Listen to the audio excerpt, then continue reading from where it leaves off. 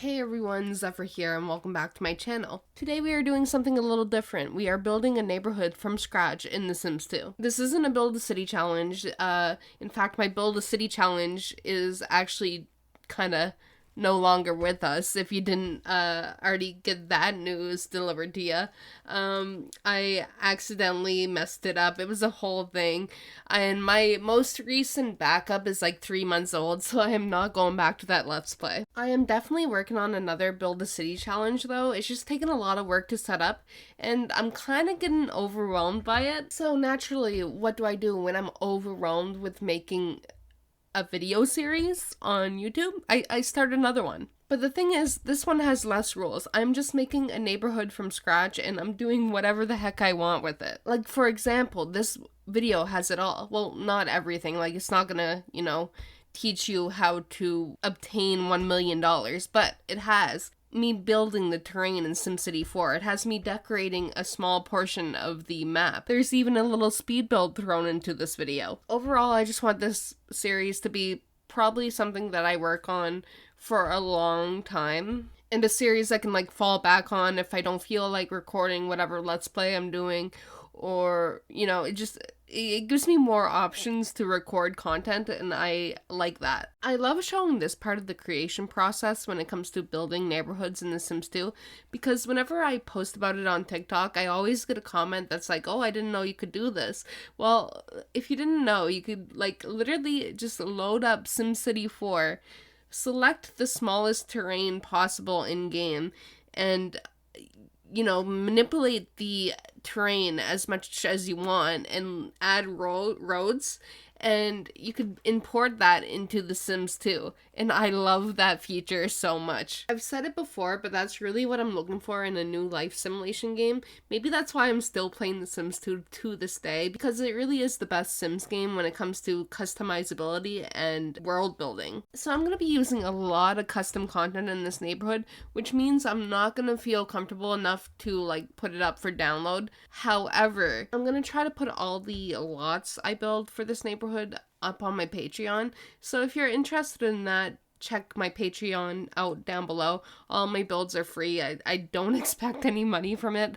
It's just what I use to keep my downloads in one place. I've seen people on Fiverr or Etsy or one of those sites offer their services of building houses for money, and I find that so ridiculous, especially for The Sims 4. It's ridiculous for all the games, but The Sims 4 has a gallery. If you're looking for a house, you can find a house that suits your Sims needs for free. You do not need to pay someone to build you a house in the game. So anyway, you're gonna notice that I'm using a lot of rabbit hole lots in this neighborhood, but I am gonna have builds of my own, don't worry. It's just I'm really feeling the big city vibes right now, so I wanted to use these skyscrapers and various other things I have in my download folder. It's kind of fun, but there's gonna be a fair amount of lots created by me here too. It's kind of funny that I'm using these rabbit hole lots because I made a TikTok absolutely roasting Sims 3 rabbit holes. I think it's nice to not even see. I have this new thing where I do not look at my phone. And I actually liked the rabbit holes when The Sims 3 first came out, just because the open world was such a novel concept to me that I didn't mind the rabbit holes. And I kind of don't mind them in The Sims 2 either, because making your world fleshed out and detailed is fun. And the rabbit hole buildings actually help with that immensely. As with many of my neighborhoods, I went into the hood with little to no planning. I cannot plan things ahead. I'm a pantser. I just, go with the flow and create things. However, I was kind of looking through Tumblr. There's a lot of good Sims 2 content on Tumblr, by the way, good custom content. There's a huge community of Simmers on Tumblr that share their Sims 2 screenshots and stuff. So I was kind of looking there for inspiration, and I found a few really nice pictures of cities, and I haven't built a like proper city in this game in forever. So I was kind of inspired by that, and that's what I'm kind of like going for this like upper corner of the map. I imagine that the like land beyond the bridge is gonna be maybe some more skyscrapers and stuff, but I do want it to transition into like a like little neighborhood too. I don't know, I'm gonna have fun with it, we'll see. But yeah, I had a lot of fun doing what I'm doing here in this video. I was listening to The Hunger Games on an audiobook and just having a good time. I love listening to audiobooks or podcasts when I'm building in The Sims. It's just so relaxing. I also feel the need to clarify that I read The Hunger Games before, but I'm just kind of like rereading it or listening to it, I guess. Do you think listening to an audiobook counts as reading? Because like you're not actively reading, but you're like ingesting the media. I don't know. Speaking of audiobooks, once I'm finished the Hunger Games trilogy and A Ballad of Songbirds, I need recommendations for good audiobooks. And I'm not talking about just books, I mean audiobooks. Because I want something good and like engaging to listen to when I'm playing The Sims. And like this Hunger Games audiobook that I'm listening to right now actually has probably like the best narrator I've ever heard for an audiobook. Like I love their work.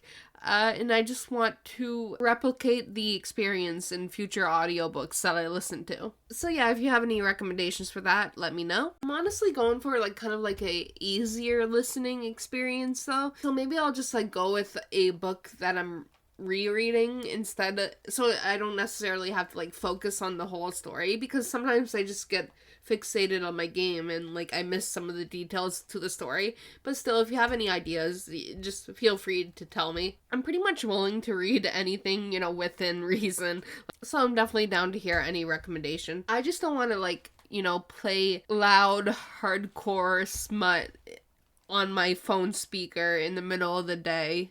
Like that's just my one boundary here, okay? Oh, I was at work today and I like thought of a story to tell you guys from back in grade 9. It actually kind of involves The Sims, like in a very like small way, but it involves The Sims. So basically in grade 9 we read To Kill a Mockingbird, and at the end of the semester we had this big project due on the book, right? And the teacher pretty much gave us free reign to do whatever we wanted with the project.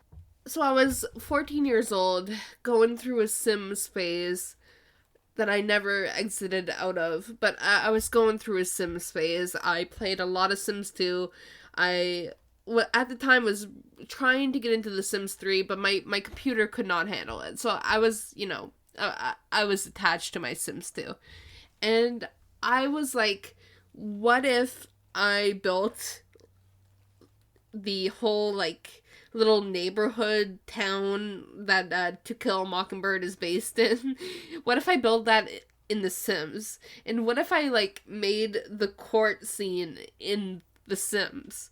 And I thought it was going to be like the best project of all time. Anyway, like he gave us a fair amount of time to do this project, but me being me, I procrastinated to like the night before, right? Which is, it's no time to build like a neighborhood and like a courthouse and film videos of my Sims, right? So I ended up being like, okay, I can't do this project. I need to do something else. So I opened up MS Paint and I drew these abominations for my project at 19, at 14 years old, in grade 9. I had to dig through my old Photobucket account for these, and like I'm in physical pain. I sent these in, like I really thought I was an artist. And I'm remembering it more clearly now, and it was actually like grade 10 that this happened. It was not grade 9. Now luckily the English department gods were like looking down on me when I sent this project in, because like he originally said that he was gonna have it like marked in a week or whatever, right? And we never got our marks for that project. Like it took him like we got marks for it, but like talking amongst ourselves in class, every single person got 80 for that project. And we theorize, and it's not even like a theory, it's pretty much the truth, that he lost them. Because, like, I sent in that garbage, and, like, I got an 80% on it. Like, no, it's not right.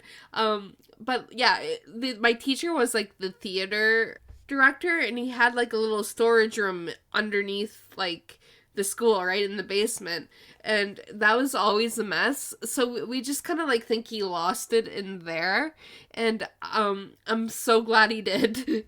So during that process of getting those screenshots for you, I got into my old Mod The Sims account, and I discovered some posts that I didn't kind of read last time I got into my Mod The Sims account. First of all, on the main profile page, under my biography, I have no idea when I wrote this, but I put, "This profile makes me cringe. I'm just here to download Sim stuff now." First of all, I was being a little dramatic. Like, I only had 58 posts. I wasn't well known in the community or anything. Like, I'm sure I'm the only person who's, like, looked at my profile since I wrote that. Anyway, the first little tidbit of news, I discovered the exact date I ever started a legacy challenge in The Sims 2. And this might be only interesting to me, but the thread was, "What did you discover today while playing The Sims?" And I wrote, "I discovered that legacies can be fun. I just started one today, and it's awesome." So I love that for me. It was August 26, 2008 that I started my first ever legacy. I probably only played that legacy that day. Like, I sincerely doubt I continued it, but it still feels monumental nonetheless. Here's another quality post by me. It's not Sims related, but it's still on the Mod The Sims forum, and the topic of the post is "Everybody loves but you hate." And I listed off things that, let's see, it was 2008, so I was like 13 or something. I apparently hate Hannah Montana. That's number 1. And number 2 is the Jonas Brothers. Like, I kind of, like, I had no reason to hate the Jonas Brothers at that time. I kind of have, like, a reason why I'm not happy with Joe Jonas right now. But, like, that, it was 2008. They were kids. I was a kid. Like, why did I hate those brothers or Hannah Montana? I don't know. Number 3 was white chocolate, which is valid. I don't like white chocolate. Number 4 is mints. I still don't like mints. I tell people, well, okay, that's a lie. When I was younger, I used to tell people I was allergic to mints just to get out of eating them. And the last thing, and this is funny, like, Rock Band. I apparently hate Rock Band, and I have no idea why. I don't know why I was mad at Rock Band at this time, but, like, I was a Guitar Hero, like, girl. I loved Guitar Hero. I played a lot of it. So I don't know why I was randomly hating on Rock Band in that post. I provided no context whatsoever. But apparently that was all the things I hated as a 13-year-old. Hannah Montana, Jonas Brothers, white chocolate, mints, and Rock Band. As you can see, I was, like, really well versed in world issues, and I was a brilliant child. Also, this, like, I have no memory of this post either, but apparently one of my fondest school memories was when my homeroom class sticked a piece of paper on my teacher's back that said, "Leader of the Mafia." I'm reading this verbatim, okay? The class cracked up laughing, and my teacher was clueless about the piece of paper on her back. Eventually, she found out and laughed along with us. And, like, the title of this thread is "Fondest, Craziest, Funniest School Memories." And that apparently stuck out enough to 14-year-old me. I don't remember it now, though. I have no idea what I'm talking about here. I don't remember most of these posts. If you ever find my profile, I'm being careful not to, like, say my name or whatever. Just don't tell me, because it's embarrassing. Okay, back to the build for a second. I originally wanted to put the Bella statue into this build, but I discovered that the mod I used to allow neighborhood decorations into lots doesn't include the Bella statue for whatever reason.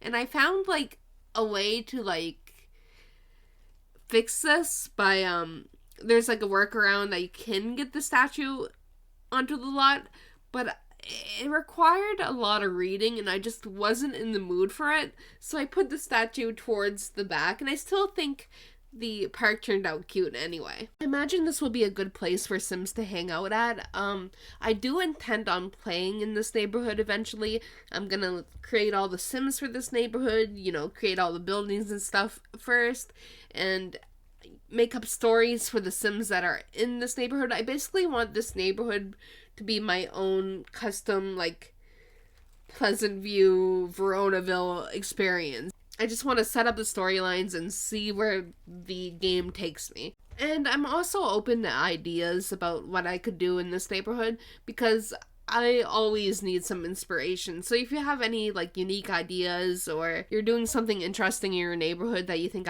could have fun replicating in this neighborhood, and you're open to giving me suggestions, definitely let me know. So I used a fair amount of custom content in this video. If you guys are interested in where anything in this video came from, ask me and I'll attempt to find it for you. My downloads folder, even though it recently got restarted, is still kind of a mess, so no guarantees, but I should be able to find whatever you're looking for you. But anyway, we are getting towards the end of the video now.